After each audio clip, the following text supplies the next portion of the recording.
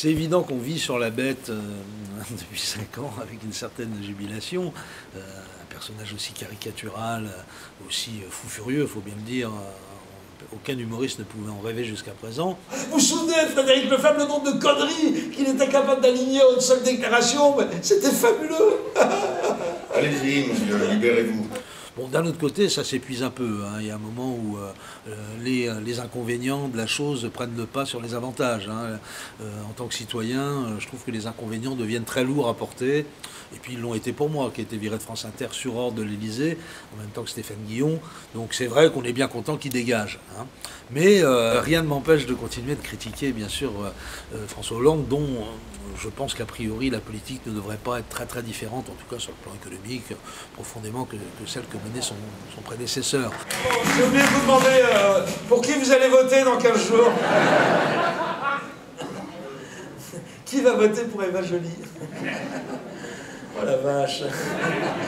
Alors l'important, c'est effectivement d'être jamais un humoriste officiel, qu'on peut soutenir un candidat à condition d'être persuadé qu'il ne sera jamais président. Moi, j'ai toujours tenté d'essayer d'introduire, de faire des changements de rythme comme ça, des ruptures de rythme, et de passer d'un moment de déconnade à un moment sérieux où je dis ce que j'ai envie de dire, où éventuellement j'éditorialise, ou en tout cas je suis plus grave et j'exprime ma pensée profonde. Effectivement, les journalistes détestent ça parce qu'on va sur leur terrain et on introduit un doute, puisqu'on est à la fois saltimbanque et journaliste, on introduit un doute sur la crédibilité, etc. Donc ils détestent ça. Attention, tout ce que dit Claude Guéant, c'est pour la bonne cause, c'est pour siphonner les voix du Front National. C'est malin, hein? Bon, le risque, c'est que si tu veux en siphonner trop d'un seul coup, le siphon se bouche, et ce sont les idées qui remontent à la surface. Et ça pue. L'UMP est en train de devenir le salibroyeur de la République.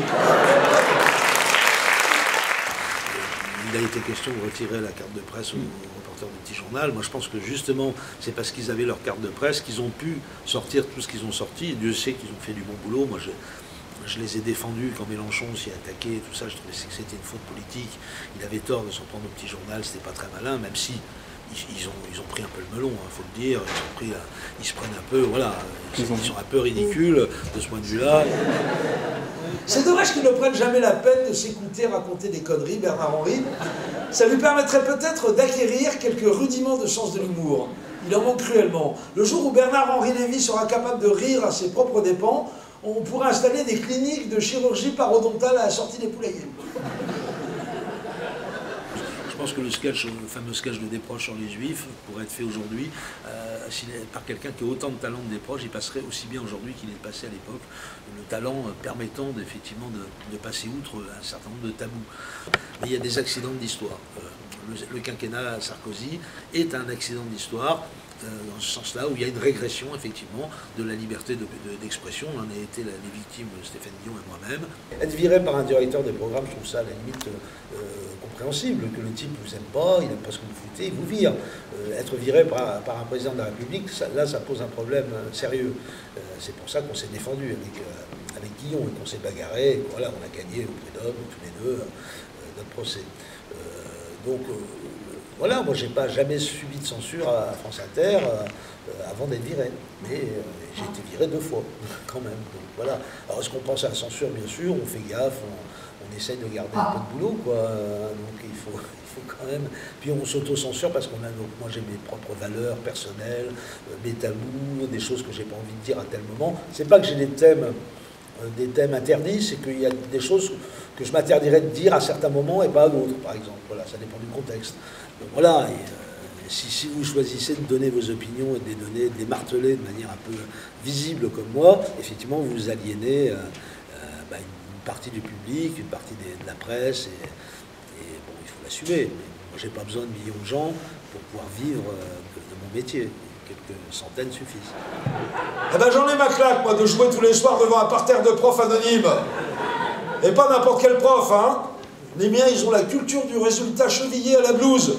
C'est que des chevènementistes.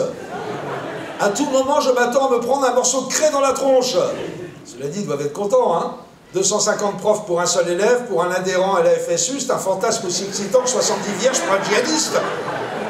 Je fait relativement peu d'effets. Je n'ai pas un jeu extrêmement spectaculaire, hein, il faut bien le dire. Mon camarade Schraz, qui est un humoriste auvergnat que vous devez connaître, disait de moi très confraternellement que pour illustrer la chatoyance de mon jeu de scène, que Didier Porte n'a pas besoin d'un metteur en scène, il a besoin d'un ostéopathe.